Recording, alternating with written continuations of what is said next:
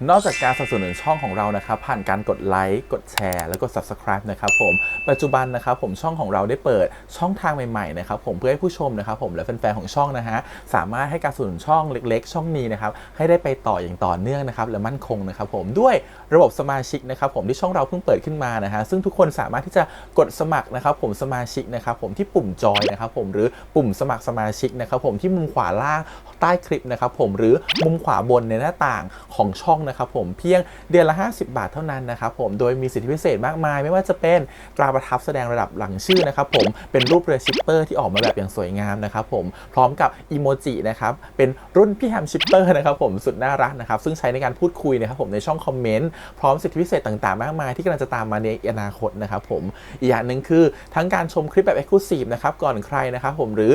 โอกาสที่จะได้ทำกิจกรรมต่างๆร่วมกันในอนาคตนะครับผมก็สำหรับสมาชิกเท่านั้นนะครับผมที่เก็บสิทธิ์นี้เอาไว้ให้กับทุกๆท่านนะครับแต่หากระบบสมาชิกยังไม่หนำใจนะครับผมเรายังมีช่องทางอื่นให้สนับสนุนกันนะครับผมไม่ว่าจะเป็นระบบซุปเปอร์แตงนะครับผมซึ่งหากผู้ชมเนี่ยเจอสัญลักษณ์นะครับรูปหัวใจนะครับผมที่มีดอลลาร์ไซน์นะครับผมหรือสัญลักษณ์รูปเงินดอลลาร์อยู่เนี่ยข้างใต้คลิปใดคลิปหนึ่งเนี่ยสามารถที่จะคลิกนะครับผมเพื่อโดเนทนะครับผมแทนคำขอบคุณนะฮะเพื่อเป็นการสนับสนุนช่องได้นะครับหรือจะเป็นการโดเนทนะครับผ่านบัญชีธนาคารนะครับผมซึ่งได้ใส่รายละเอียดเอาไว้แล้วนะครับข้างใต้คลิปนี้นะครับผมเอาไว้ที่คำบรรยายใต้คลิปนอกจากนั้นนะครับผมเรายังได้เปิด Line Open Chat นะครับซึ่งชื่อว่า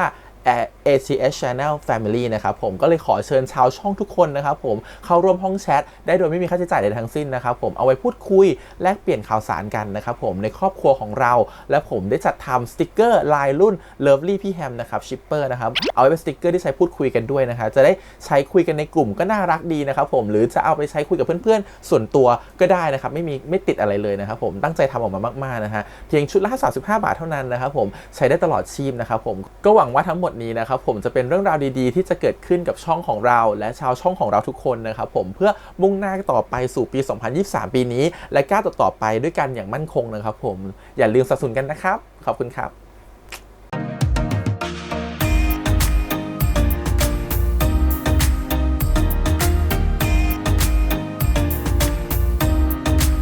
สวัสดีครับยินดีต้อนรับสู่ช่อง ATS Channel นะครับกับพบกันหาการ reaction นะผมวันนี้อยู่พี่แฮมนะครับในขั้นซีรีส์เรื่องรักนี้ไม่มีถั่วฝักยาวครับผม EP ที่ 7 นะครับ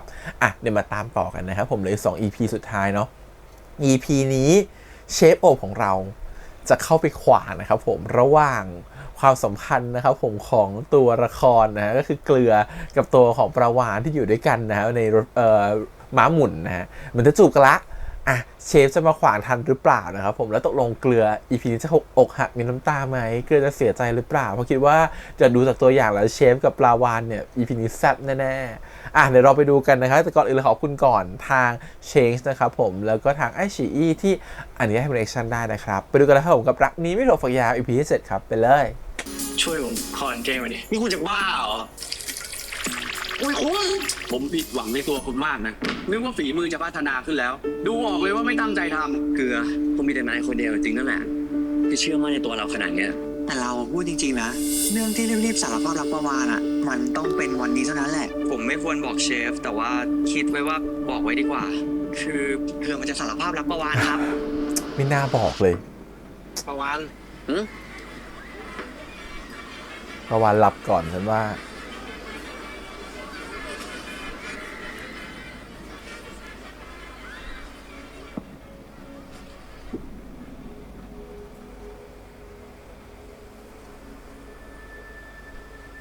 คือเรามีอะไรจะบอก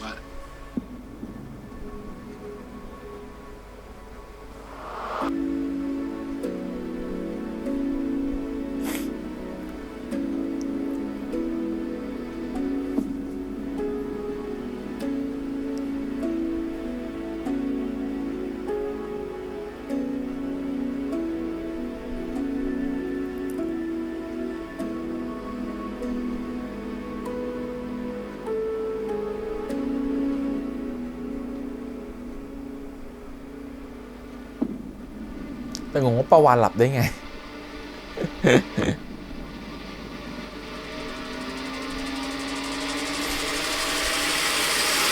เกลือประวานโอ้ยขวางมาก นี่ฉันเชียร์ใครเนี่ยเดี๋ยวก่อนมันงง เชฟมาอยู่นี่ได้ไงครับ ฉันต้องเชีย ก็ ร์ แค่ เชฟ ผ่าน สิ มาแถวนี้อะแล้วทำไมปลาวานเป็นอย่างนั้น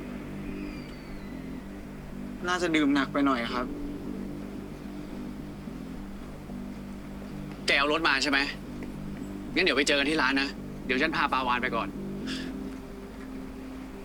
ทำไมต้องพาไปเดี๋ยวผมพาไปเอง ลงมาก่อนปลาวานปลาวานปลาวานตื่นก่อน ค่อยๆไปแล้วเหรอ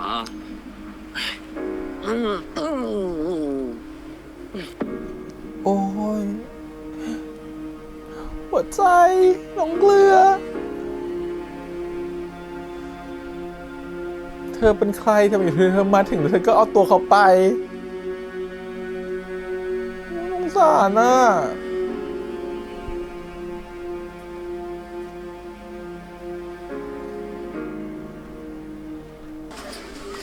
ผมรู้นะว่าคุณไม่ได้หลับอะลงมาเดินเองได้แล้ว ผมหนักนะเนี่ย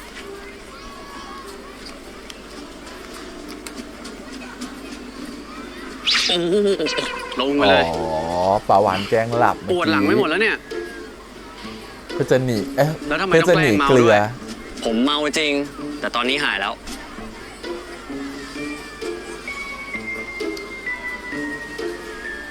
ไหนบอกจะพาผมกลับไง ไม่ขึ้นรถล่ะ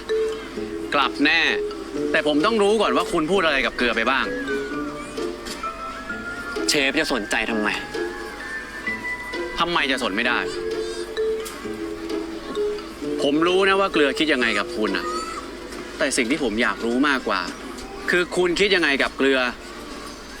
แล้วคุณตอบรับอะไรเกลือไปหรือเปล่า ผมจะตอบหรือไม่ตอบ แล้วไม่เกี่ยวอะไรกับเชฟ อย่าลืมสิ ว่าเราไม่ได้เป็นอะไรกัน ถูก อุ๊ย โอ้ละปวดหลังเลยปวดหลัง ที่บอกว่าเจ็บหลังเนี่ย ผมเจ็บจริง ๆ อยู่คุยกันดีๆให้รู้เรื่องก่อน อ่า ยังโกรธเรื่องเมนูใหม่ข้าวสวยอยู่เหรอ ผมพูดได้เหรอ พูดได้สิทำไมจะพูดไม่ได้ โกรธ ก็ตั้งแต่คุณเข้าสวยกลับมา เชฟก็ดูไม่เหมือนเดิมเลยอะพูดเหมือนจะตัดใจได้ แต่ก็ดูทำไม่ได้อะเหมือนจะกันคุณเข้าสวยออกไปจากชีวิต แต่สุดท้ายอะก็ให้เขาเข้ามาหาเชฟง่ายๆอยู่ดี เหมือนคุณเข้าสวยเป็นจุดอ่อนของเชฟ แต่ผมเข้าใจนะ แผลที่มันเจ็บลึกอะมันก็รักษายาก อืม ผมถึงไม่อยากได้รัดอะไรเชฟมากไง เชฟรู้จักคำว่า pain of joy ไหม ไม่อะทำไมอะ ในเชิงวิทย์กีฬา ตอนที่เรารู้สึกว่ากล้ามเนื้อกำลังเจ็บปวดเหมือนกำลังแตกสลายอะนั่นแหละ มันกำลังสร้างกล้ามเนื้อที่แข็งแกร่งกว่าขึ้นมาใหม่ เชฟรู้สึกแบบนั้นใช่ไหมครับ ถ้ารู้สึกแบบนั้นน่ะ ผมจะได้รอเชฟยังมีความหวังเหมือนที่เชฟพยายามบอกให้ผมทำแต่ถ้าเชฟทำไม่ได้จริง ๆอะผมจะได้ตัดใจ ถ้าเชฟยังลืมแฟนเก่าไม่ได้อะผมก็ไม่รู้จะอยู่ตรงนี้ทำไมอะ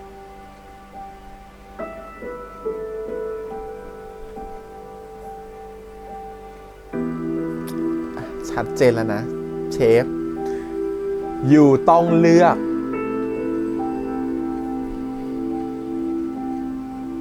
ผมก็เจ็บปวดมากจริง ๆ เหมือนที่คุณพูดนั่นแหละ แต่ว่าตั้งแต่มีคุณเข้ามา ผมก็รู้สึกได้เลย ว่ามันกำลังดีขึ้นเรื่อยๆ ผมอาจจะยังไม่หายเร็วๆนี้หรอก แต่ถ้าได้อยู่กับคุณ ผมหายได้แน่ โอ้ยตายตายตายตายตายตาย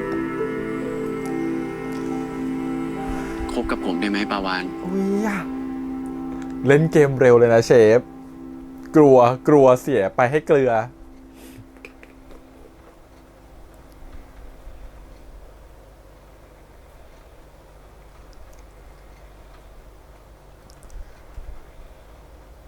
ครับเชฟ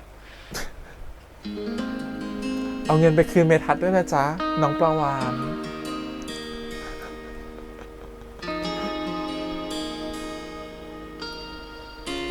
งานนี้ดูจะไม่ได้เงินและต้องเสียเงินด้วย เจ็บเมื่อคนที่เคยรักจากไปแทบจะทนไม่ไหวแทบไม่เชื่อว่ารักจริงๆยังมีถ้าไม่ได้เจอเธออาจต้องอยู่ลำพังเหงากว่านี้ถ้าไม่มีเธอที่เดินเข้ามา เฮ้ยเดี๋ยวนี้เขามีแบบนี้แล้วเหรอเลิศอ่ะไม่ได้กินนาน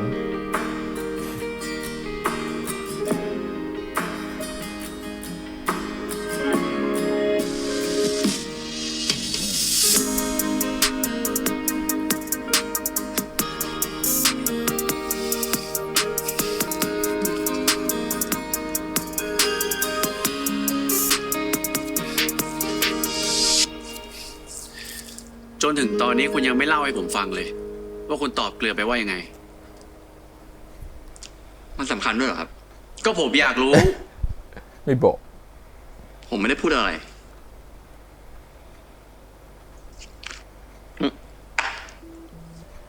จริงอะ จริงครับ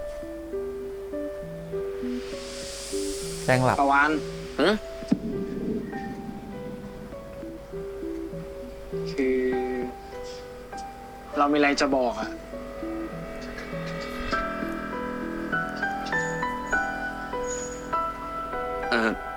โทษทีนะเกลือ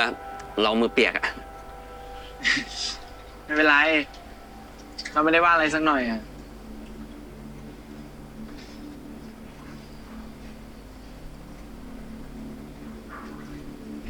ประวาน อืม คือ คือเรา เอ้ย โอ้ยเราปวดหัวอะเราปวดหัวเกลือเราน่าจะเมาแล้วอ่ะ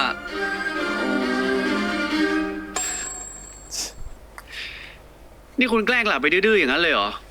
ก็ผมไม่รู้ว่าผมจะทำยังไง อยู่บนม้าหมุนแบบนั้น หนีไปไหนไม่ได้ด้วย อีกอย่างนะ ผมไม่อยากปฏิเสธเกลือตรงๆอ่ะ ผมกลัวว่าเกลือจะเสียใจ เชฟรู้จักเกลือดี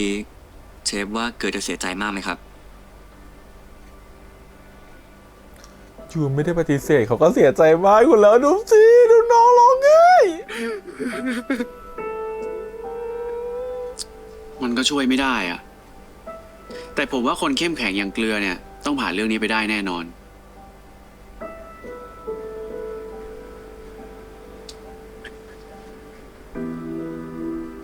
อุ้ยดูน้าร้องนี่ เอ้ย โอ้ยเราปวดหัวอะเราป เขา วดหั รู้ ว ตั้ง เก แต่ ลื ตอนนั้นแล้วว่าแกล้งเขาเขาไม่โง่หรอก ถึงยังไงคุณก็รับรักเกลือไม่ได้อยู่ดี เพราะว่าคุณมีผมอยู่ทั้งคน เชฟเปลี่ยนเร็วไปปะครับ ใจผมรับไม่ทัน แล้วไง คืนนี้จะแกล้งหลับอีกไหม เรื่องนี้ ก็แล้วแต่เชฟแล้วกันครับ ว่าอยากจะให้ผมนอนหรือเปล่า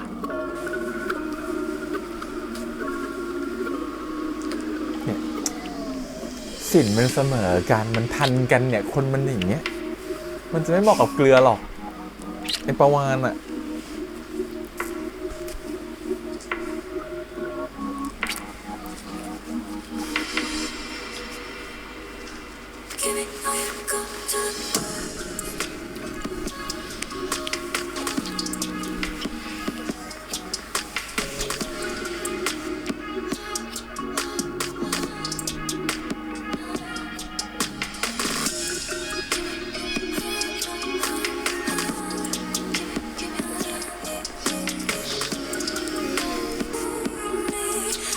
แต่ชอบนะเขาถ่ายแค่นี้แหละประมาณนี้แล้วก็ให้ดูประทองตื่นมาทีก็จบละ ไม่ได้แบบว่าแบบ20 บวกขนาดนั้น โอ้ยสงสารเกลือ ถ้าเป็นละครอื่นนี่เกลือเทิร์นเป็นตัวร้ายแล้วนะ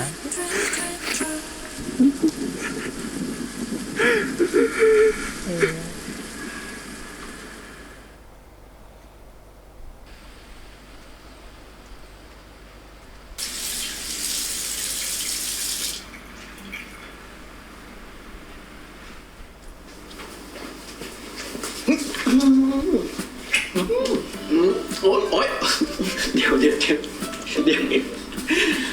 ทำอะไร อะไรครับ ก็ผมอยากกัดบ้างอ่ะ เมื่อคืนยังไม่พอใช่ไหมไม่พอ เป็นหมาเด็ก พอแล้ว ช่วงนี้เขากำลังฮิตเนาะเทรนด์หมา ทำ เด็ ไม ก รีบตื่นอ่ะวันนี้วันหยุดนะนอนต่ออีกหน่อยไหม ไม่ครับ เพราะว่ามีคนแถวเนี้ยบังคับให้ผมตื่นเช้าเป็นเดือนๆ เดี๋ยวนี้ผมชินละ กินข้าวเช้าแล้วไหมครับ ผมจะได้โชว์ฝีมือ ไม่ดีกว่า ทำไมอะเชฟ ไม่มั่นใจในฝีมือผมเหรอ เปล่าคุณทำอะไรมาผมก็กินทั้งนั้นแหละ จริงอะ ไม่จริง โอ้ล้อเล่น แต่ว่าวันนี้ผมจะไปเยี่ยมอาจารย์ที่โรงพยาบาลนะ คงไม่ได้อยู่กินข้าวเช้ากับคุณ จะไปคุยกับคุณข้าวสวยเหรอครับ ก็บอกแล้วไงว่าผมอยากทำให้มันจบจริงๆนะ รีบไปรีบมานะครับ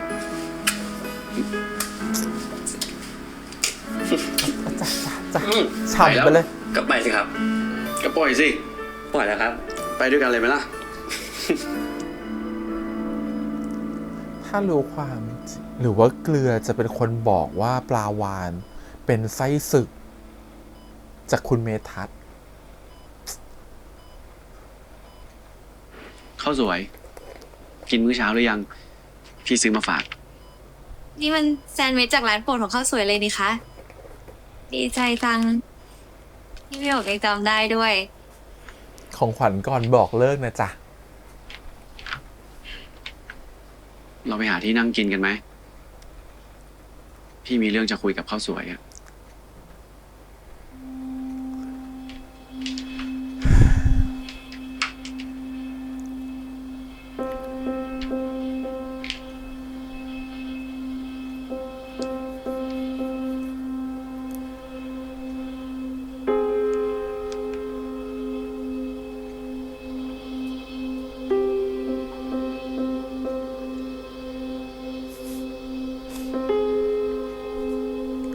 ข้าวสวย ข้าวสวยรู้ว่าพี่โอ๊กจะพูดว่าอะไรคะแต่ข้าวสวยไม่อยากฟัง พี่ยังพร้อมซัพพอร์ตข้าวสวยเสมอนะ แต่เป็นในฐานะพี่ชาย ไม่ใช่คนรัก ที่ผ่านมาพี่ยังไม่มั่นใจ หรือว่าลังเลไปบ้าง พี่ขอโทษนะ แต่ตอนนี้พี่มั่นใจแล้ว ว่าพี่อยากเริ่มต้นใหม่กับใคร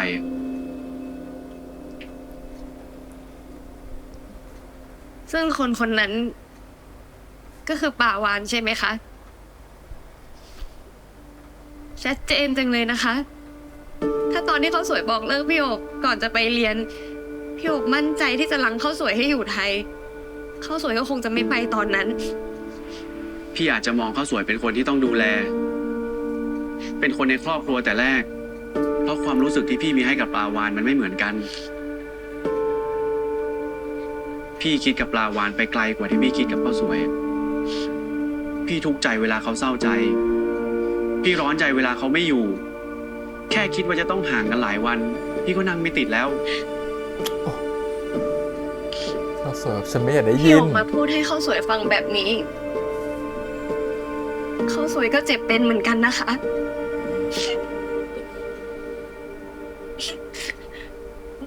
ที่พี่ต้องพูดตรงๆแบบนี้ เพราะเราจะได้ไม่ต้องต่างคนต่างเสียเวลาอีก พี่ยังมองข้าวสวยเป็นน้องสาวเสมอนะ แล้วพี่ก็อยากให้ข้าวสวยมองพี่เป็นแค่พี่ชายคนหนึ่ง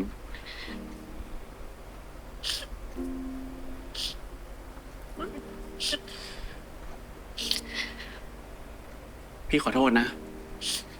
ข้าวสวยไม่โทษพี่โอบหรอกค่ะข้าวสวยเป็นคนผิดเองตั้งแต่แรกข้าวสวยขอบคุณพี่โอบมากนะคะ ที่ทำให้ข้าวสวยตัดใจตรง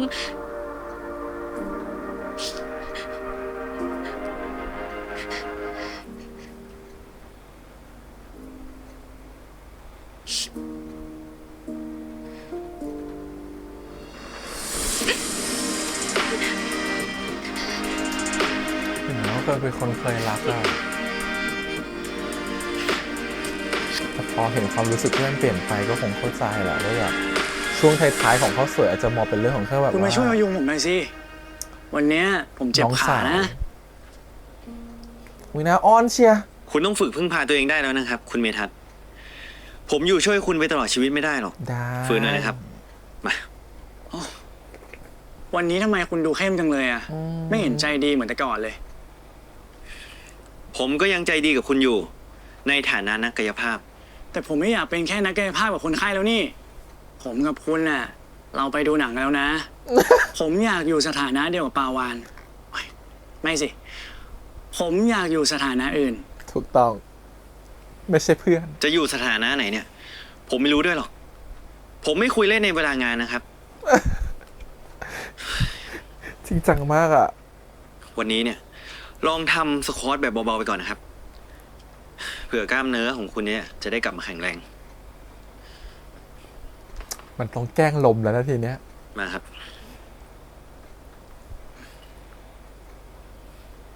เดินดีๆนะครับ ต้องล้ม ต้องล้ม ล้มไปจูบ ล้มไปหอมก็ได้อะ พอครับขากว้างกว่าหัวไหล่เล็กน้อยครับ แล้วก็ย่อลงเบา สั่งเก่งจังเลยนะ กับปาวานน่ะ สั่งเก่งแบบนี้ปะ ๆ มันเรื่องของผม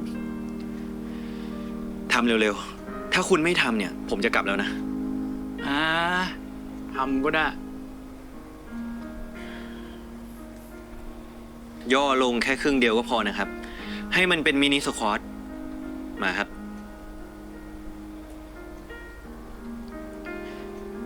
แบบนี้พอไหวไหมครับ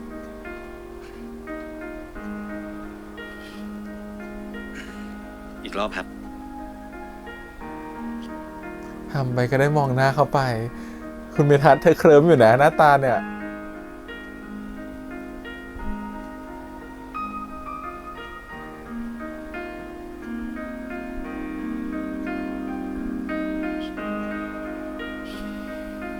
อีกทีหนึ่งครับ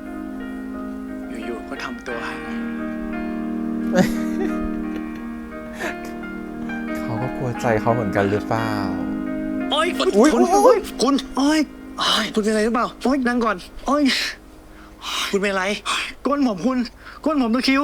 ตรงนี้เหรอ ใช่ งั้นคุณนอนก่อน มา โอ้ยคุณ ผมเจ็บเร็วๆ คุณเบา ตึงไหมคุณ ๆ ตึงสิ ไม่ค่อยนะ เจ็บอยู่ไหมคุณ เจ็บสิคุณ โอ้ย โอ้ย คุณเบาๆสิ ตายแล้ว ตายแล้ว ตายแล้ว ตายแล้ว ตายแล้ว ท่านี้อีกแล้ว ท่านี้อีกแล้ว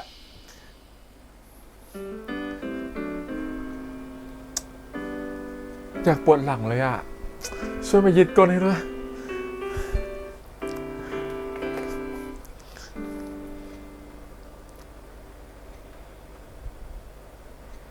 เอาละคุณเมทัศน์ คุณเมทัศน์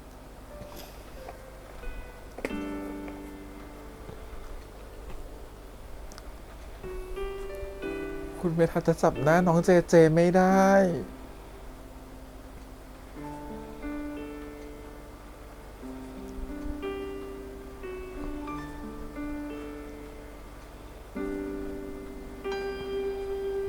เจเจต้องถอย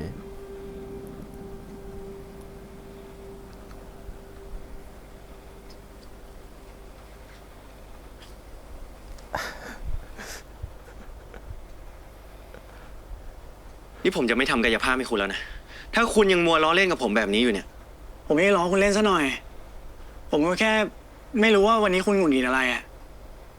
คุณไม่เหมือนเดิมเลยนะ คุณเป็นอะไรหรือเปล่า ผมไม่ได้เป็นอะไรหรอก คุณหายก็ดีละ งั้นวันนี้ผมขอกลับก่อนนะ ผมรู้สึกไม่ค่อยดีอะ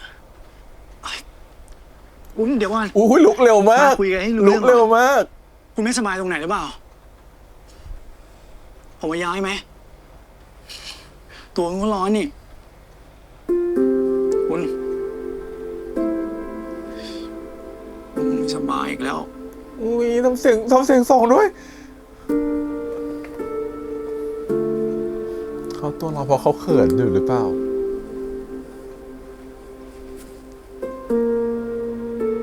คุณไม่ต้องมาสนใจผมหรอก ก็ผมสนคุณนี่เจ๊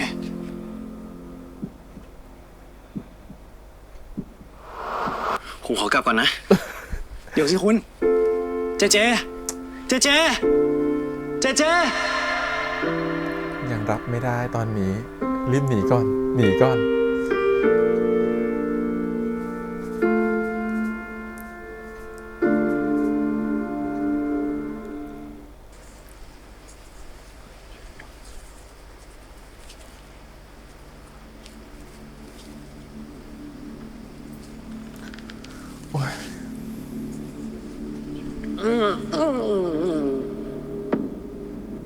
มันเจ็บตรงทิ้งปลาวานฉันนี่แหละ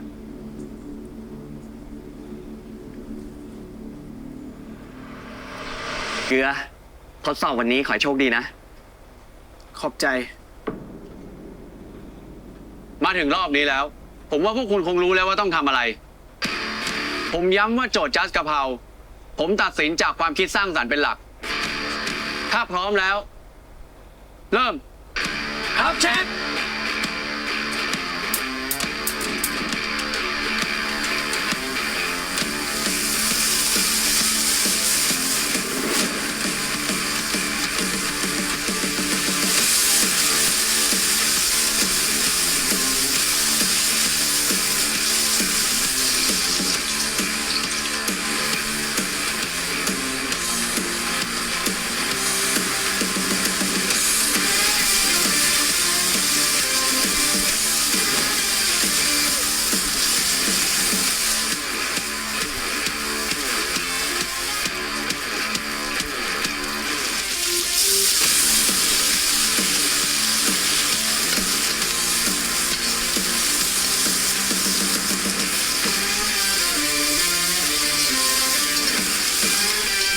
เหลือเวลาอีก 10 นาที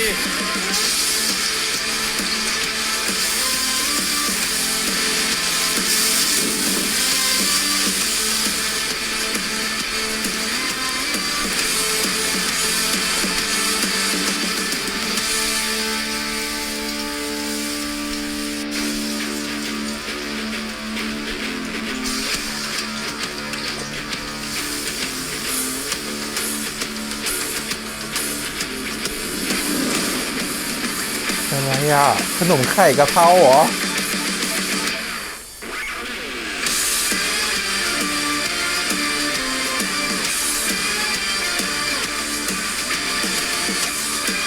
เหลือเวลาอีก 2 นาที เหลือเวลาอีก 10 วินาที 9 8 7 6 5 4 3 2 1 หมดเวลา ทุกคนวางมือ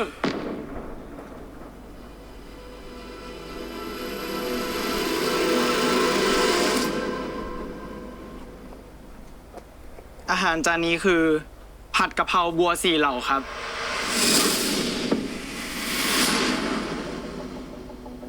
โดยบัวแต่ละเหล่าจะแทนในคำแต่ละคำความแตกต่างของ4คำนี้คือ ระดับความเผ็ดร้อน โดยจะไล่ระดับความเผ็ดร้อนจากน้อยไปมาก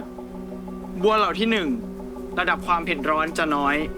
จนไปถึงบัวเหล่าที่4ระดับความเผ็ดร้อนจะสูง แล้วอะไรคือไฮไลท์ของจานนี้ แนะนำคำนี้ครับวัวใต้ตมเผ็ดน้อยที่สุด ภายนอกดูน่าสนใจน้อยที่สุด ผมว่ามันเหมาะกับคนที่ทั้งซื่อ แล้วก็โง่แบบผมดีครับเชฟ อุ้ยหน้าน้องยิ้มแบบ โอ้ยนั่นดีอ่ะ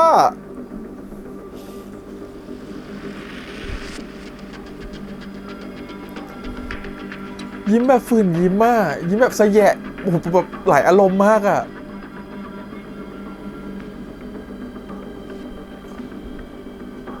สะแยะยิ้มแบบขำตัวเอง แต่ก็เสียใจด้วย ผัดกะเพราหอยเชลล์ครับ เหมือนไข่มุกอลัมค่าที่อยู่ใต้เปลือกหอย ผมนำหอยเชลล์ไปผัดกับกะเพราแล้วนำแป้งมาทำเป็นลูกเปลือกหอยนำไปอบให้บาง เพื่อที่จะไม่ให้มันกลบกลิ่นกะเพราตรงกลางเป็นหอยเชลล์ครับ นึกว่าขนมไข่ ฉันละโง่เหลือเกิน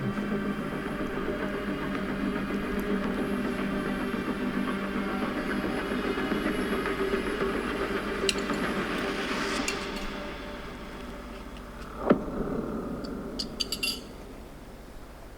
หอยไม่สุก ผมไม่เคยสงสัยฝีมือการจัดจานของคุณเลยนะ แต่ดูเหมือนคุณจะให้ความสำคัญกับรูปลักษณ์จนลืมไปว่าสิ่งสำคัญที่สุดของการทำร้านอาหาร คือความสะอาด มีกรวดจากเปลือกหอยอยู่ในจานนี้ ผมว่าคุณให้ความสำคัญผิดจุดไปนะ ขอโทษครับเชฟ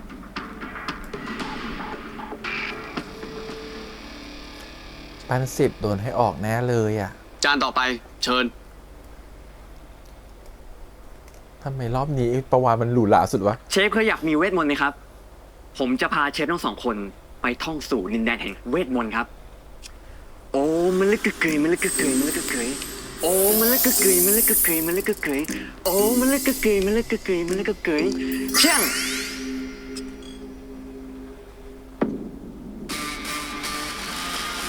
อ๋อ ได้ไอเดียจากการทำติ่มซำ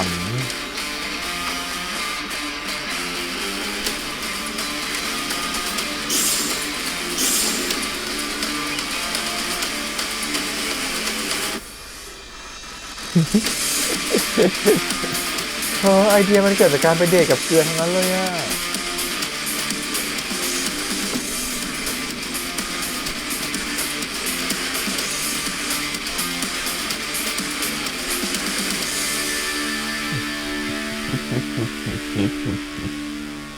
น่ารักใช่ไหมครับ เหมือนซาลาเปาธรรมดาไม่มีพิษสงอะไร แต่ความพิเศษของมันคือไส้ด้านในที่ราวกับมีเวทมนต์ครับ Enjoy ครับ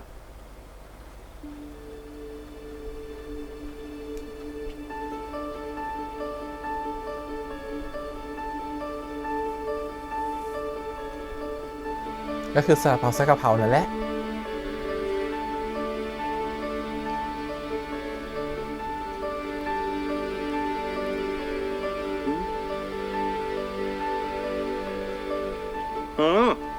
เฮ้ย นี่ไส้อะไรอ่ะ ซอสกะเพราหม่าล่า เจ๋งนะ ยังมีกลิ่นของใบกะเพราตัวซอส ความเผ็ด และความข้นมีมากกว่าปกติซาลาเปาที่ซับน้ำซอสตัดรสชาติกันได้ดี ไม่แย่นะพี่โอบ ก็แค่ผัดกะเพราซอสหม่าล่า ปกติเห็นเชฟโอ๊กทานแค่คำเดียวนะครับ แต่ครั้งนี้ทานทั้ง2 ครั้งนะครับ อร่อยใช่ไหมครับ ก็ดี อร่อยดี ถือว่าพัฒนา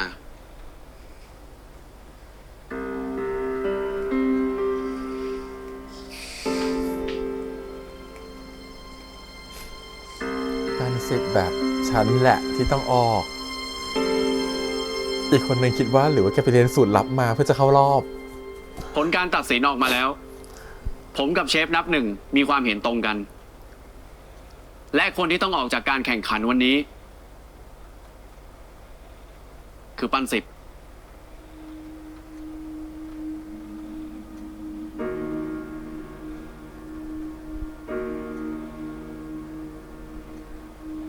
ผมเข้าใจครับเชฟ ผมเอาแต่ห่วงเรื่องรูปลักษณ์จนพลาดอะไรง่ายๆแบบนี้ไป คนจะเป็นเชฟ ห้ามมองข้ามรายละเอียดเรื่องความสะอาดเด็ดขาด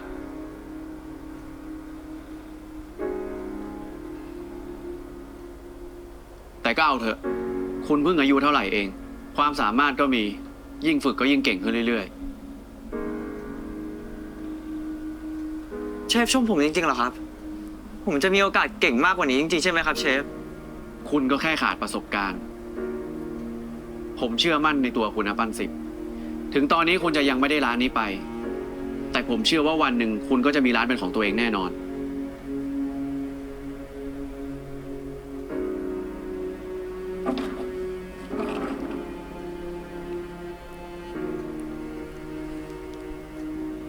ขอบคุณครับเชฟ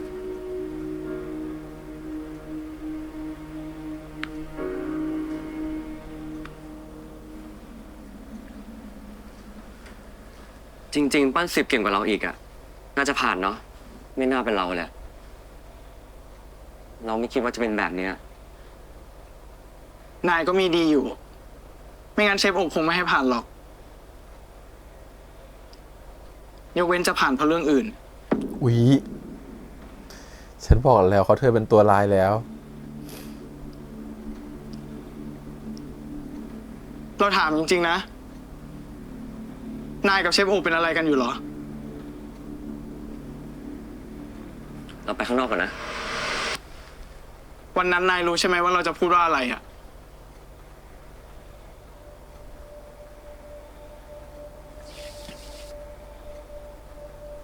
เราชอบนายประวานชอบแบบคนรักอะไม่ได้ชอบแบบเพื่อนชอบเพื่อนอะ คือเราพร้อมนะประวานเราพร้อมที่จะค่อยๆคุยพัฒนาความสัมพันธ์ไปเรื่อยๆอะถ้าเราใช่สำหรับประวานอะประวานค่อยตอบตกลงเป็นแฟนกับเราก็ได้อะ โอ้เข้าใจมุมของแบบ เพราะตอนเนี้ย เกลือเลย ประวานคือคนที่ใช่สำหรับเราแล้ว เขาไม่เคยชอบใครเขาไม่เคยแบบมีแบบนี้คือแบบ อีกคนหนึ่งมันเจนจัดอะเนาะเรามันก็เป็นเด็กเรียบร้อยเด็กเนิร์ดชอบใครก็อยากจะให้เขาไปชอบเราด้วย เราขอโทษนะเกลือ เราตกลงคบกับเชฟโอบแล้ว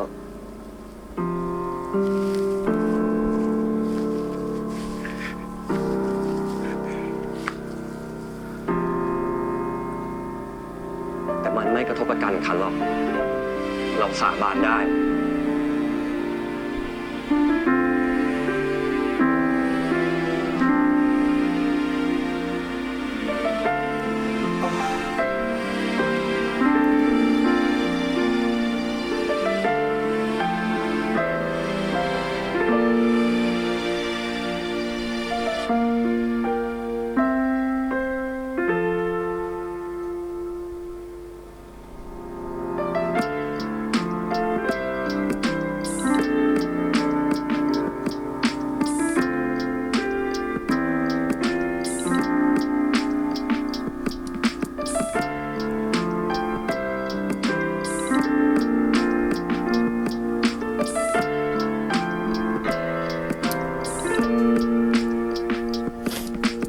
อ้าวช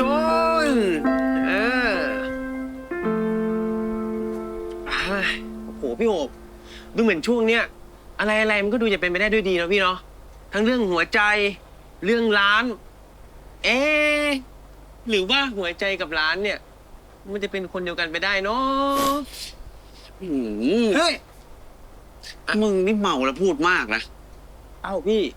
แล้วผมพูดผิดตรงไหน ผมรู้แล้วนะว่าพี่ไปเคลียร์ข้าวสวยมาแล้วอะ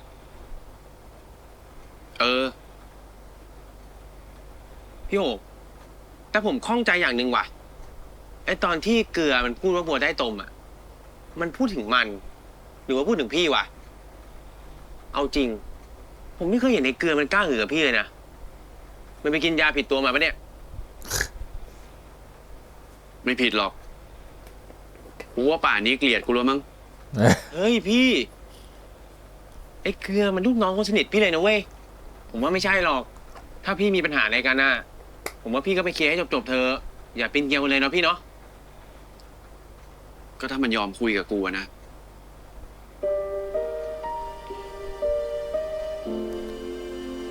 พอตอนที่ถามว่าจีบได้ไหมอ่ะพี่ก็เขาบอกว่าจีบได้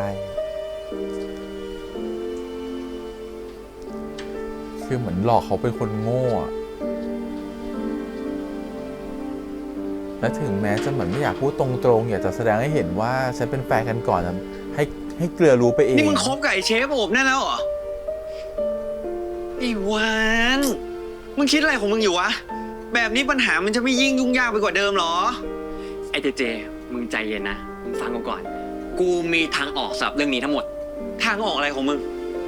ที่กูตัดสินใจคบกับเชฟโอบได้อะเพราะว่ายังไง ฝีมือกระจองกูเนี่ย ก็ไม่ทางแข่งชนะหรอกไปเป็นตัวประกอบเขาจะชัด แล้วยังไง แล้วมันดีกับมึงตรงไหนเนี่ย แบบนั้นอ่ะมึงจะไม่ได้เงินนะเว้ย ไม่เป็นไรนี่ เงินกับความรักอ่ะ กูเลือกความรัก มึงฟังกู ถ้ากูแพ้เนี่ย ไม่ว่าตอนนี้อ่ะกูจะคบกับเชฟโอบหรือไม่ได้คบอ่ะ ยังไงกูก็ต้องคืนเงินคุณเมทัศน์เขาอยู่ดี กูเลยว่าจะไปขอสินเชื่อธนาคารเนี่ยมาผ่อนเขาแทนละ เรื่องที่มึงต้องแพ้แล้วก็ต้องคืนเงินคุณเมทัศน์เนี่ย มันก็จริงอยู่หรอก ใช่ไหม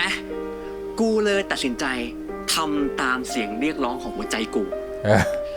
แต่มึงอ่ะไปสารภาพบาปกับเชฟเขาแล้วใช่ไหม ว่ามึงเป็นนาตาชาให้คุณเมทัศน์อ่ะ มึงได้พูดออกจากปากมึงแล้วใช่ไหมอะแล้วเชฟโอบเนี่ยเขาก็ให้อภัยมึงแล้วหรือเปล่า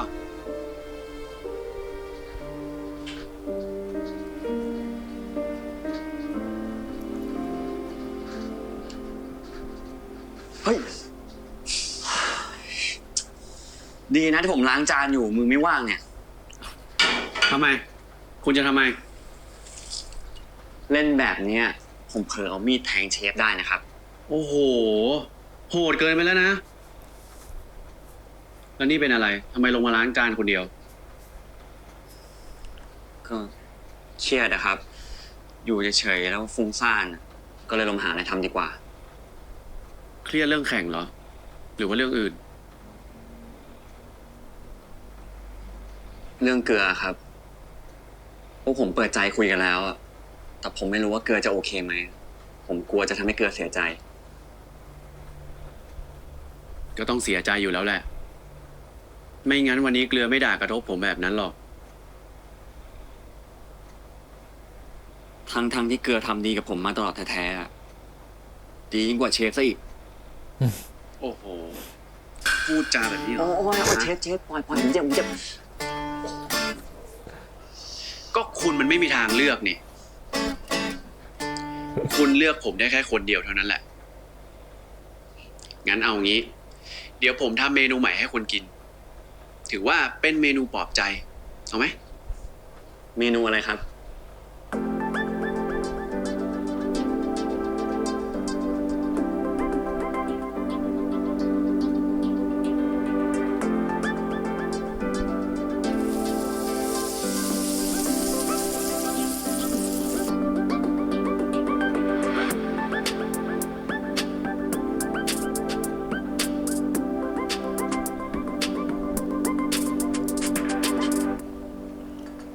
ครอกเก้ยัดไส้ผัดกะเพรา เมนูนี้ผมทำให้คุณกินแค่คนเดียว รับรองอร่อยเหอก โอ้โหไม่ได้ยินคำนี้มานานแล้วนะเนี่ย โบราณมาก น่าอนุรักษ์ไหมล่ะ หน้าอย่างอื่นมากกว่า อย่างเช่น หน้ากิน อ่อยเขาเข้าไปอ่ะอ่อยเขาเข้าไปอ่อยเขาเข้าไป กินคอกเก้ดีกว่า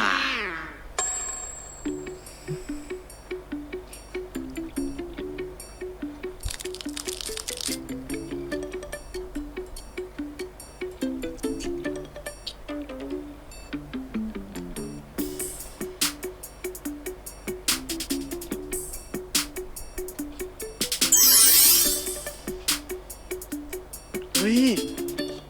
อร่อยมากเลยเชฟฮอกเก้แบบนี้ทำยากแน่ๆเลยอะเชฟสอนผมทำหน่อยสิ สอนได้ แต่ว่าตอนผมสอนเนี่ย อย่าร้องไห้แล้วกัน ผมไม่เคยร้องไห้ตอนเชฟสอนอะไรอยู่แล้ว แน่ใจใช่ไหม แน่ใจสิ จะสอนอะไรกันเหรออ่ะตาย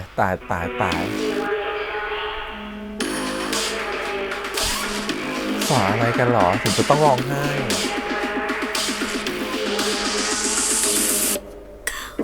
What you gonna do? Come closer. Stay forever. แล้วตอนนี้เกลืออยู่ในที่นี่คนเดียวเลยด้วยนะ ไม่มีเพื่อนปันส่งปันสึกเหลือนะ แล้วอยู่มาทำแบบนี้นะ Here we go. ก็ตายอาราเนลาน่าจ้ะอาจ่ะ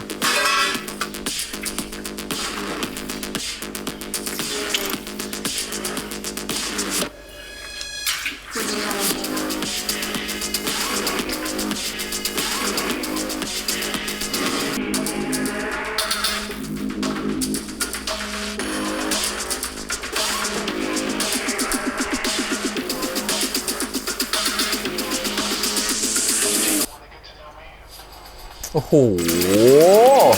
อ้โห ต้องเปิดอันนี้เลยเหรอ ผมจะจัดการแข่งขันรอบสุดท้ายในวันพรุ่งนี้ โจทย์ของรอบสุดท้ายคือ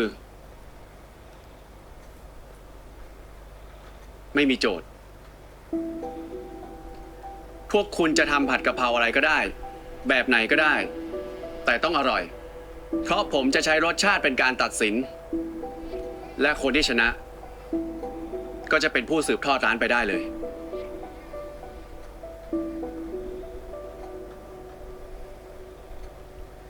ถ้าอย่างนั้นผมคงไม่ได้ร้านนี้หรอกครับ เชฟยินดีกับเกลือได้เลย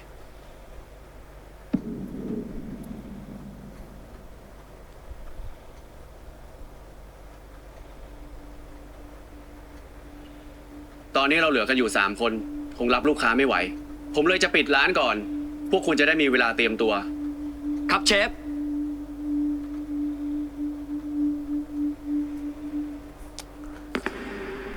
ใครมา เมทัศน์มา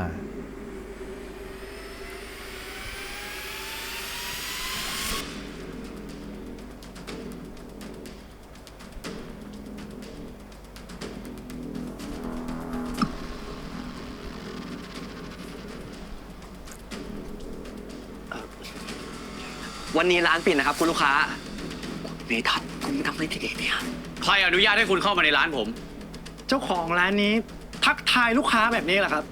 ไว้มารยาทจังนะครับ มารยาทผมเอาไว้ใช้กับคนที่สมควรจะได้รับ คนอย่างคุณไม่จำเป็นหรอก ออกไปจากร้านผมได้ละ เสียดายจังนะครับ ร้านจะโดนปิดอยู่แล้ว ผมยังไม่ลองชิมฝีมือคุณเลย ต่อไปนี้ คุณคงเป็นตำนาน เหมือนอาจารย์ของคุณใช่ไหมครับ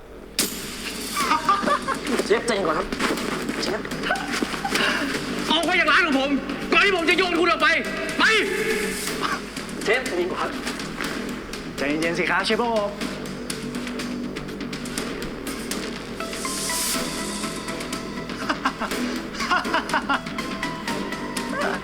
ค มาแค่เนี้ย มาแค่เนี้ย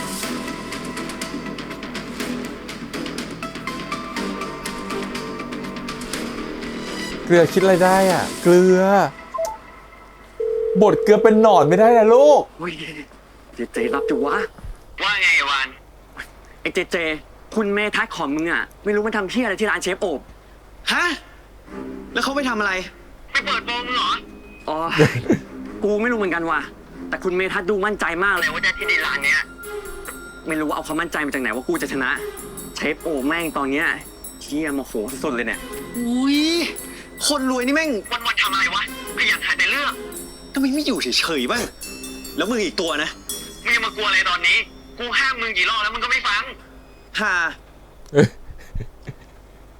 ฮัลโหล ไอ้เจเจ มาแล้วสิ ไอ้เจเจ ไอ้เชี่ยเอ้ยไม่ช่วยเชี่ยอะไรกูเลยโอ๊ย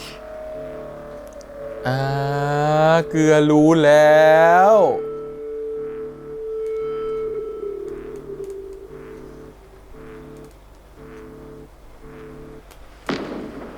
ฉันบอกละเกลือละครไทยมาละทำให้เขาเลิกกัน เข้ามาคลินิกเองได้ด้วยเหรอครับ ก็ไหนๆผมเข้ามาหาคนรู้จักทั้งทีเนี่ยจะแวะเช็คธุรกิจด้วยตัวเองก็ไม่แปลก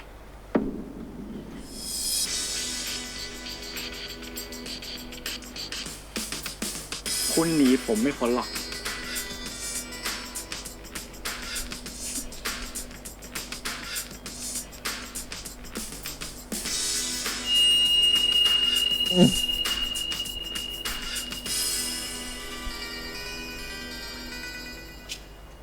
หน้าตาแบบว่ามีความสุขมาก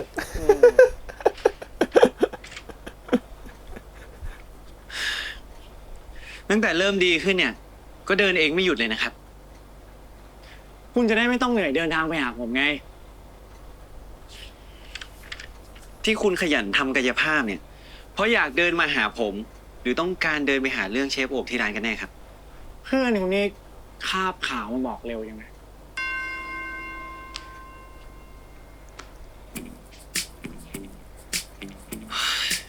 ผมก็ไม่ได้อยากก้าวไก่ธุรกิจพันล้านอะไรของคุณหรอกนะ แต่ผมอยากบอกว่าคนเราเนี่ยมันอยู่ร่วมกันได้นะคุณ เราไม่จำเป็นต้องเป็นศัตรูกับใครไปทั้งหมด เหมือนคุณกับผมนี้ปะ เข้าตัวละ อะไร ก็ดูหนังไง วันนี้หนังผีเข้าใหม่ คู่แค้นวิญญาณพยาบาท คุณไม่อยากดูหรอ นี่คุณ อยากดูเหรอ นี่คุณจะบอกว่า ว่าเหมาโลอีกแล้วเหรอ ผมไม่ได้เหมา แค่ซื้อไว้หลายรอบเอง คุณเลิกงานกี่โมงอ่ะ ผมก็มีรอบพาคุณไป ผมไม่ไป ไปดิคุณ โอ้ยออนมากเลยอะ หรือว่าพรุ่งนี้ ผมก็ซื้อไว้ให้คุณได้นะ ไปนะ น่ารักอะ ผมรู้ครับว่าคุณเนี่ยมีเงิน ผมถามจริงๆนะ นี่คุณขาดเพื่อน อยากจีบผม หรือว่าแค่ต้องการเอาชนะผมก็เท่านั้น จีบ ถ้าคุณต้องการเอาชนะเนี่ย ผมบอกเลยนะ ว่าผมไม่แข่งบ้าอะไรทั้งนั้นน่ะ คุณเล่นมาคนเดียวเหรอะวันนี้ผมจะให้นักกายภาพคนอื่นมาดูแลแทน เดี๋ยวสิเจ๊ที่ผมทำขนาดนี้ยังไม่ชัดอีกเหรอว่าผมอยากจีบคุณน่ะ ผมจริงใจกับคุณนะ คุณต้องการให้ผมพิสูจน์อะไรอีกอะ งั้นคุณก็ลองยกเลิกโครงการที่คุณกำลังจะทำคอนโดตรงร้านเชฟโอ๊ตดูสิครับ คุณกล้าไหมล่ะ เรียกราคาเดิมพันสูง ถ้าคุณ มาก ล้าเนี่ย ผมจะลองพิจารณาเรื่องการพบกับคุณจริง ๆ จังๆสักที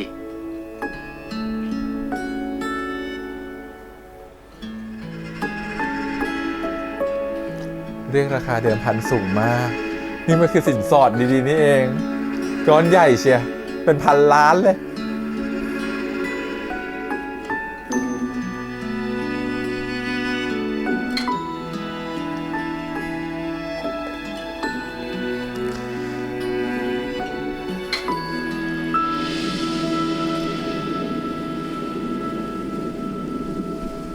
เอาละเกลือจะลงมือแล้วฉันว่า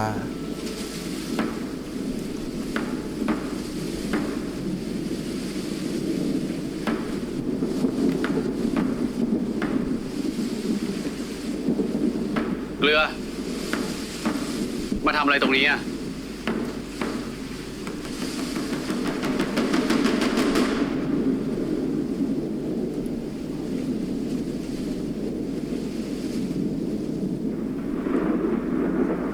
มึง กูตัดสินใจแล้ว พรุ่งนี้กูจะแกล้งแข่งแพ้ กูจะหาเงินมาคืนคุณเมทัศน์เอง ฉันว่าต้องให้เจเจมาช่วยบอกเรื่องบอกเชฟโอ๊ก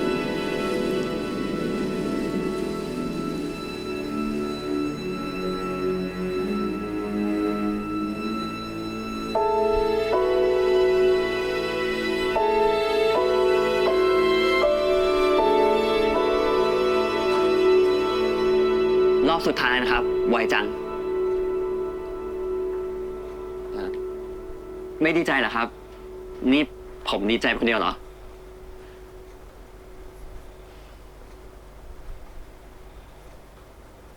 ดีใจสิ จะได้จบสักที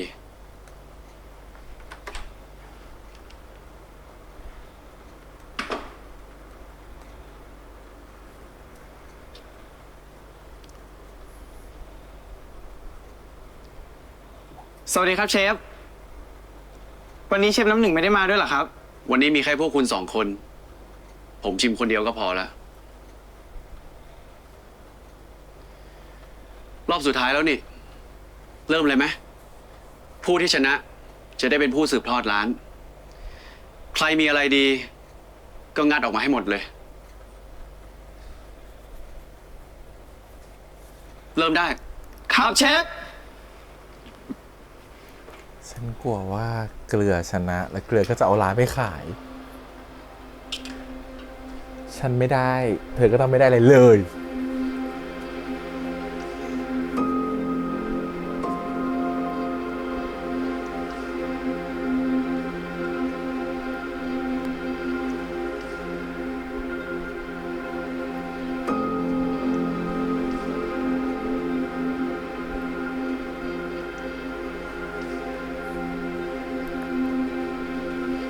ผมมีอะไรให้ดูครับ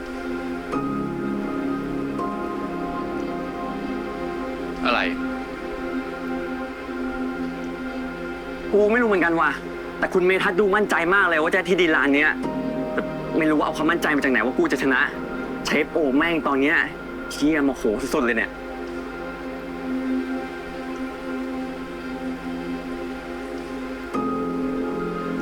ถึงผมจะไม่พอใจเรื่องเชฟกับประวานก็จริง แต่ผมก็รักร้านนี้มากนะครับ ผมหวังว่าเชฟจะทำทุกอย่างให้มันถูกต้องนะครับ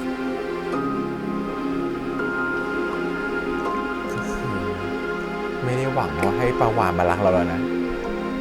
ก็คือหวังให้ทุกอย่างมันแบบเชิญไม่ได้เธอก็ไม่ได้ เราขอโทษนะเกลือ เราตกลงคบกับเชฟโอบแล้ว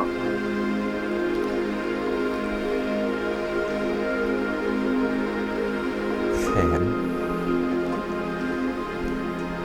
แต่มันไม่กระทบกับการแข่งขันหรอก เราสาบานได้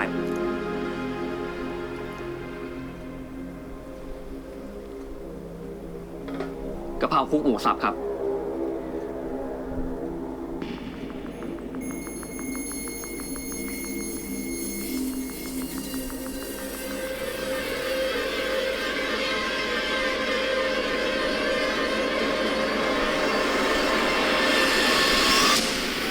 กะเพราถั่วฝักยาวครับ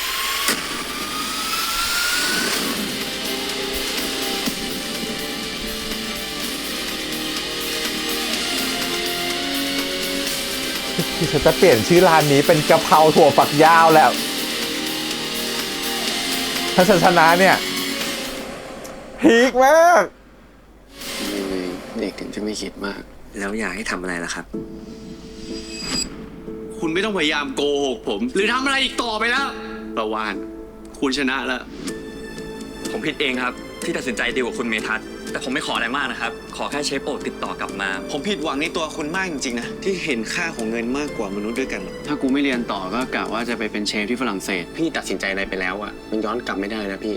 กูตัดสินใจแล้ว กูอยากเปิดร้านให้ได้แบบเชฟโอบกูตั้งใจจะเอาเงินที่ได้จากคุณเมทัศน์อะไปเปิดร้านขายผัดกะเพราใหม่ เชฟ ผมขอโทษ ดูจาก EP หน้านี่เดาได้เลย เดาเรื่องออกเลย ก็คือเกลือคงแบบไม่เอาแล้วอะก็คือฉันก็ไม่อยากจะชนะเหมือนกันแล้วฉันไม่ได้เอาอะไรแล้วคนที่ชนะคงจะเป็นตัวของปลาวานแล้วก็ทำเป็นเหมือนกับว่ามีอะไรกันเสร็จแล้วเชฟก็บอกคุณอยากได้ใช่ไหมผมให้คุณไปเลยแล้วเราก็จบกันไม่ต้องมายุ่งกันอีกอะไรแบบนี้ซึ่งปลาวานไม่อยากได้แบบนั้นปลาวานอยากได้ความรักจากเชฟโอบอย่างเงี้ยเชฟโอบก็เลือกที่จะว่าเดี๋ยวจะไปเรียนต่อหรือจะไปไหนก็ตามปลาวานก็เลยเอาที่เนี่ยไปให้ตัวของเมทัศน์แล้วบอกผมขอคือที่หมดเลยทำไงก็ได้ขอแค่เชฟโอบติดต่อผมกลับมาแค่นี้ถูกปะเลยเข้าใจว่าเดี๋ยวของฝั่ง JJ คงช่วยมาอีกทางหนึ่งคือ JJ คงแบบว่าอ่ะคงเป็นแฟนกับเมทัศน์แหละและอาจจะได้ร้านกลับมาจากเมทัศน์ก็ได้หรือเมทัศน์อาจจะยกร้านนี้ให้กับตัวของ JJ มาแล้วก็เหมือนแบบเพราะเราจะเห็นว่า JJ มาใช่ไหมแล้วก็จะมีพวกปั้น10มีตัวของ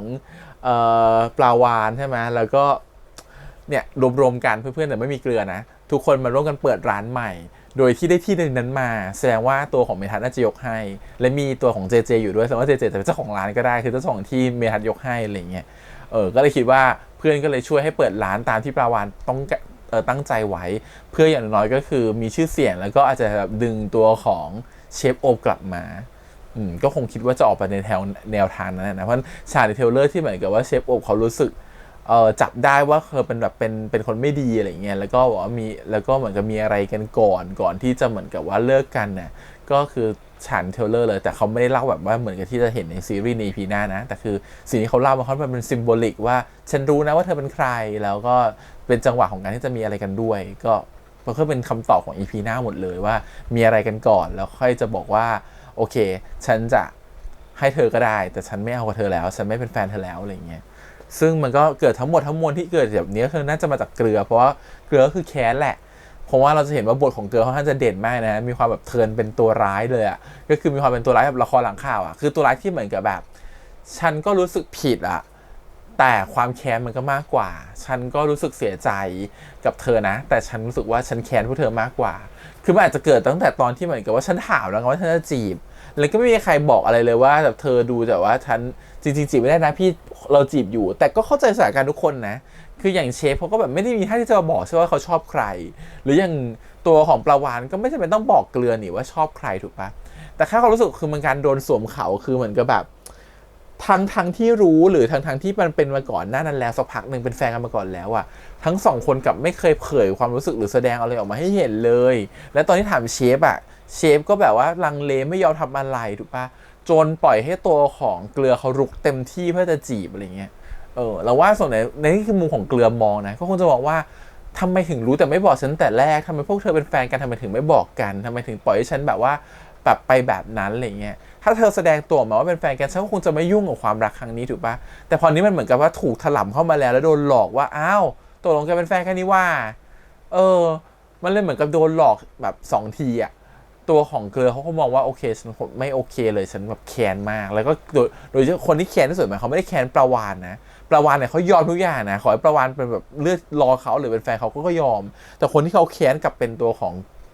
เชฟโอบนะเพราะเขาคือว่าเขาคุยแล้วแต่เชฟเลือกที่จะปกปิดทุกอย่างไว้แล้วก็ไม่คุยกับเขาตรงๆอย่างเงี้ยเขาทุ่มเททุกอย่างให้กับร้านนี้เชื่อในตัวเชฟมาตลอดแต่อยู่ดีเชฟทำแบบนี้กับเขาก็รู้สึกว่ามันก็หนักเกินไปเหมือนกันที่เขาจะรับได้อย่างหนึ่งคือด้วยความที่เขารักตัวของปลาวาฬมากอะมันก็อารมณ์ชั่ววูบด้วยส่วนหนึ่งนะอารมณ์แบบรักมากก็เกลียดมากฉันช่วยเธอมาทุกอย่างฉันทุ่มเททุกอย่างแต่อย่าลืมนะความรักบางทีมันไม่เกี่ยวกับความดีนะเธอถึงให้ดีกับเขาแค่ไหนก็ตามแต่ถ้าสมมติว่ามันเขาไม่รักเราก็คือไม่รักเราอยู่ดีเหมือนที่เราบอกกันว่ามันเป็นสินเสมอกันตัวของปลาวาฬกับโอบมันแบบมันเป็นแบบเสมอกันคนเนิร์ดอย่างตัวของแบบว่าแบบคนเนิร์ดอะแบบเกลือมันคงยากมากที่จะคบแบบปลาวาฬได้มันคนละแนวทางกันเลยมันไม่ได้มีแบบว่าแบบมุมมองคล้ายๆกันหรือว่าความเจนโลกเหมือนกันอะไรเงี้ยเราเลยคิดว่าตรงเนี้ยก็คือสิ่งที่แบบยากมากสำหรับเกลือที่จะแบบไปชนะใจตัวปลาวาฬได้แต่ก็คือเกลือก็คือมองเห็นแก่ตัวในมุมของตัวเองแหละว่าฉันไม่ได้ใครก็ไม่ได้มันก็เลยกลายเป็นความแค้นแบบนี้นะแล้วก็สับกันลงมาก็เห็นใจเกลือก็เห็นใจแต่ก็เห็นใจคนอื่นเหมือนกันเห็นใจไปพร้อมๆกัน EP นี้ดูแล้วแบบว่ารู้สึกว่าเห็นใจไปหมดเลยแต่สงสารเกลือนะตอนร้องไห้นี่คือแบบโอ้โหร้องแบบรู้เลยว่ารักมากรู้เลยว่าคาดหวังมากรู้เลยว่าแบบอยากเป็นแฟนกับเขาอะแต่มันไม่มีโอกาสได้เป็นอะแล้วเหมือนโดนหักหลังอะเหมือนโดนลอกอะแล้วเจ็บที่สุดคือจังหวะไหนไหมเจ็บที่สุดคือเหมือนอารมณ์ว่าฉันเตรียมจะบอกความรู้สึกของฉันออกไปอะแต่เธอไม่เปิดโอกาสให้ฉันได้บอกเลยอะเธอแกล้งหลับลงไปอะแต่ในมุมของตัวปลาวาฬเขาคิดอย่างนี้นะว่าเขาไม่อยากจะตอบคำตอบว่าฉันไม่ชอบเกลือตรงๆเพราะกลัวเกลือจะเสียความรู้สึกมันมีคนคิดแบบปลาวาฬเยอะนะฮะคือในมุมของเขาเขามองว่าปลาวาฬรู้ทั้งรู้นะแต่คือปลาวาฬเลือกที่จะแบบหลับ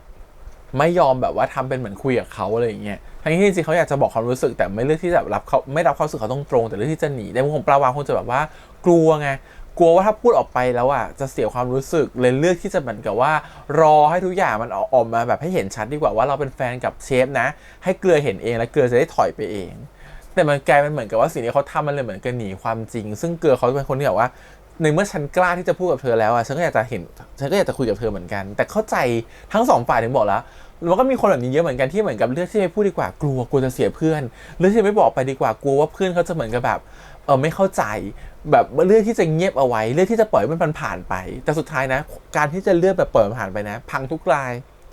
ยพังทุกคนพูดเลยอยู่ที่ว่าจะพังแบบไหนพังแบบดีกันต่อไปหรือพังแบบไม่ดีกันดีกว่า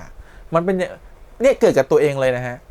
คนที่พี่ไปชอบเนี่ยเขาเลือกที่จะเงียบและเลือกที่จะเหมือนแบบไม่เปิดโอกาสให้เราพูดว่าชอบพยายามจะปิดโอกาสแหละแต่ความรู้สึกคือพอหลังจากนั้นน่ะพอเขาไม่เปิดโอกาสทำเป็นเงียบๆไปอ่ะเขารู้แหละว่าเราจะบอกชอบเขารู้เขาจะหนีไม่อยากจะนู่นนี่นั่นนะมันมีคนแบบนี้อยู่ซึ่งเราก็เข้าใจเขานะว่าเขาจะหนีแต่เราโคตรน้อยใจเลยว่าแบบว่ามันคุยกันตรงๆไม่ได้หรอคือมันไม่มีคำว่าเสียความรู้สึกอะอย่างเกลือกับตัวปลาวาฬเข้าใจนะว่าเขาปลาวาฬควรจะเสียความรู้สึกของความเป็นเพื่อนอยากจะคีปความเป็นเพื่อนอยู่แต่ปลาวาฬลืมนึกไปหรือเปล่าว่าเขาคิดกับเราเป็นแฟนแล้วอะจะคิดเป็นเพื่อนมันยากเวลาคนเรามองคนนึงเป็นแฟนไปแล้วคนนึงเป็นคนที่ชอบไปแล้วว่าจะกลับมาเป็นเพื่อนอะมันยากมันไม่ได้ง่ายแต่ขณะเดียวกันน่ะของพี่แฮมก็เหมือนกันคือเราอะไม่ได้ต้องการเพื่อนใหม่เราต้องการมาจีบเขาเราต้องการบอกเขาว่าชอบแต่เขาเลือกที่จะบอกว่าหนีแล้วไปเพราะแค่อยากจะคีปความสัมพันธ์ไว้กลัวจะมองหน้ากันไม่ติดไม่ต้องกลัวเพราะว่าถ้าฉันบอกชอบเธอไปแล้วเธอไม่ชอบฉันน่ะฉันก็ไม่อยากจะมาเห็นหน้าเธอเหมือนกันฉันก็ไม่มองหน้าเธอไม่ติดเหมือนกันแต่คำว่ามองหน้าไม่ติดคือถึงให้เลิกกันด้วยดีถึงบอกออกไปแล้วสมมติว่าเคลียร์ใจกันนะแต่สุดท้ายฉันก็จะไม่หาโอกาสมาเจอเธอหรอกเพราะว่าฉันชอบเธอไปแล้วฉันรู้ถ้าฉันมาเจอเธออีกฉันก็จะรู้สึกดีอีกฉันก็ต้องถอยเหมือนกันเพราะฉันมาจีบเธอฉันไม่ได้มาเป็นเพื่อนเธออันเนี้ยคือต้องเข้าใจเสริมใหม่แต่คนส่วนใหญ่ชอบ protect ตัวเองเป็นว่าฉันกลัวว่าเขาจะรู้สึกแย่ฉันไม่อยากให้เขารู้สึกเสียใจมันไม่มีหรอ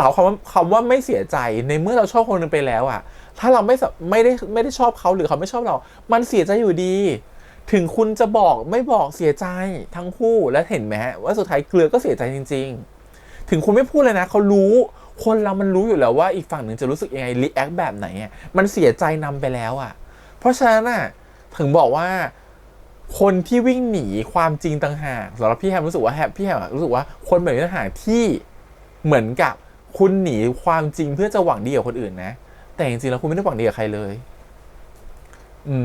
และอีกอย่างหนึ่งคือคุณน่ะมองในมุมของคุณมากกว่าคือคุณน่ะกลัว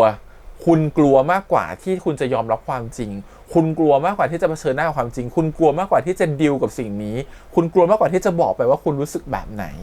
คุณไม่กล้าที่จะบอกไปว่าคุณไม่ชอบเขาแล้วคุณก็อ้างว่ากลัวว่าเขาจะเสียใจกลัวเขาจะคิดแบบนั้นแบบนี้คือคุณเคยรู้หรอเขาเวลาเขาเสียใจแล้วเป็นยังไงคุณเคยรู้หรอเขาจะเสียใจเพราะอะไรคนส่วนใหญ่ไม่มีใครรู้หรอกครับแต่คุณคิดไปก่อนว่าเขาจะเสียใจนอกจากคุณเป็นพี่จะยอมรับสิ่งเดียวที่มันจะเกิดขึ้นคือเป็นเพื่อนสนิทกันมากๆรู้นิสัยกันหมดแล้วรู้ว่าเขาจะเสียใจเพราะเรื่องอะไรแล้วถ้ารู้ว่าถ้าเขาเจอสิ่งนี้ไปเขาจะรับสิ่งนี้ไม่ได้ก็อาจจะไม่พูดก็อาจที่จะเลี่ยงสิ่งนั้นออกไปแต่อันนี้มันไม่ใช่แบบนั้นไงมันไม่ได้แบบนั้นมันไม่ได้สนิทกันเบอร์แบบนั้นน่ะเพราะฉะนั้นมันคือแบบมันคือความรักล้วนๆมันคือความหลงมันคือความอะไรบางอย่างซึ่งมันต้องพูดกันตรงๆว่าเราไม่ได้ชอบเธอถึงว่าปลาวาจะพูดตรงๆเราก็ได้นะปลาวาก็บอกว่าเราเป็นแฟนเชฟอบแล้วเราขอโทษด้วยนะคือเขาก็พูดตรงๆแหละแต่ในมุมของเกลือมองว่าเขาพูดช้าไปคือเขาควรพูดได้ก่อนกว่านี้อะไรเงี้ยหรือเขาควรคือภาพของในหัวของเกลือไม่ใช่จังหวะที่อยู่ดีปลาวานมาขอโทษแต่มันคือปลาวานวิ่งหนีเขาก่อนให้ในม้าหมุนเนี่ยคือจังหวะนั้นเขาอยากจะพูดแล้วแต่คือปลาวานเลยที่จะหนีเขาอะสำหรับเขาคงรู้สึกแบบมันแย่มากมันเสียเซลล์มากมันทำให้รู้สึกว่าเฮ้ยคืออะไรอะฉันเตรียมใจมามันยากมากเลยการที่จะบอกความรู้สึกออกไปแต่เธอเลือกที่จะวิ่งหนีแล้วก็มีอีกประเภทหนึ่งเหมือนกันที่เหมือนกับแบบคนบางคนก็แบบไม่อยากจะฟังว่าเขาชอบฉันไม่อยากจะฟังว่าเขาพูดว่าเขาชอบฉันรู้สึกมันจะอึดอัดไม่อยากรับความอึดอัดแบบนั้นนอกจากเห็นว่าพอเป็นคนที่ตัวเองชอบด้วยโอเคไม่อึดอัดแต่พอเป็นคนที่ยังไม่ชอบแบบกลัวจะอึดอัดไม่อยากให้เขามาบอกชอบฉันอย่ามาบอกชอบฉันเลยอะไรเงี้ยทั้งที่จริงๆเราไม่เคยคิดเลยว่าเวลาคนหนึ่งกว่าจะพูดออกมาได้ว่าชอบแบบมันไม่ง่ายนะฮะมันยากนะบางทีแค่รับฟังเขาสักหน่อยแต่ตอบปฏิเสธไปตรงๆอาจจะง่ายกว่าอีกเห็นแล้วก็เลยแบบสงสารหมดเลยวันนี้ EP นี้สงสารทุกฝ่าย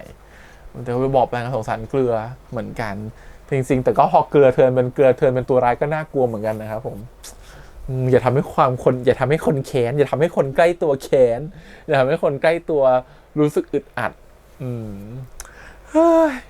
สงสาร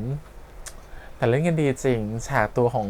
แบบสายลับกับพลเล่นแบบเลิฟซีนเล่นกันดีเล่นกันธรรมชาติมากเล่นกันแบบโอ้โหโฟลว์มากชอบส่วนน้องอ้นจริงๆอาจจะเพราะพี่แฮมไบแอสก็ได้นะเพราะว่าจริงๆแหละพอเป็นน้องอ้นเล่นบทของเกลือก็อาจจะมีความไบแอสให้กับเกลือนิดนึงจริงๆเกลือจะผิดก็ได้จริงๆแล้วแต่ก็คือว่าไบแอสนิดนึงว่าไม่หรอกเขาคงคิดแบบนี้อะไรอย่างนี้มีความเป็นมัมมี่น้องอ้นอยู่โอเคต้องประมาณนี้ส่วนของคุณเมทัศน์กับเจเจเนี่ยเจเจก็หนีหน้าเมทัศน์เหมือนกันเพราะเจเจเริ่มรู้สึกว่ามันแปลกๆเจเจก็เลือกที่จะหนีหน้าเหมือนกันว่ากลัวเขาจะบอกชอบเราเหมือนกันคล้ายๆกันเลยเนี่ยทุกนิสัยเหมือนกันเนี่ยเจเจกับปาวานเป็นเพื่อนกันก็นิสัยคล้ายๆกันไม่เผชิญหน้าเหมือนกันพอหนีเขาจะสุดท้ายแล้วสุดท้ายบริษัทก็จะเป็นของเขาก็ตามมาเจออยู่ดีก็มาอ้อนอยู่ดีแต่ EP นี้ต้องชมเลยนะว่าน้องเบนซ์ในบทของตัวเมทัศน์โอ้ย EP นี้น่ารักคือแบบมีความเสียงสอบมีความแบบว่ามีความเสียงออดอ้อนคือแบบเจ๋งคือเหมือนกับตอนเล่นเป็นนักธุรกิจนะดูรวยมากใช้เงินฟาดทุกอย่างแต่พอจะชอบใครสักคนนึงดูเป็นแมวขึ้นมาเลยเราไปดูหนังกันแล้วเถอะนะแล้วชอบหมดทุกรอบเลยฟีลลิ่งแบบนั้นคือแบบน่ารักรอดูซิว่าภูมิเมทัศน์จะจีบเจเจยังไงให้ติดโอเคก็ประมาณนี้นะครับผมขอบคุณทุกคนครับฝากกดไลค์ก็กด subscribe ติดตามได้ทาง YouTube Instagram Twitter แล้วก็ Facebook เดี๋ยวไว้เจอกันใหม่ในสัปดาห์หน้านี้ไปก่อนนะครับบ๊ายบาย